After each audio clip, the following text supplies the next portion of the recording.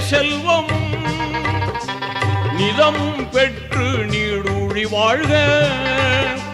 ஆண்டவன் அருளால் குழந்தைகள் ஈன்று அறமாய் நபி வழி நடந்து வாழ்க. வல்லவன் அருளால் நல்லறம் பேணி, வல்லவன் அருளால் நல்லறம் பேணி வாழ்க வாழ்கவே வாழ்கவே. வளமாய் நலமாய் மணமக்கன்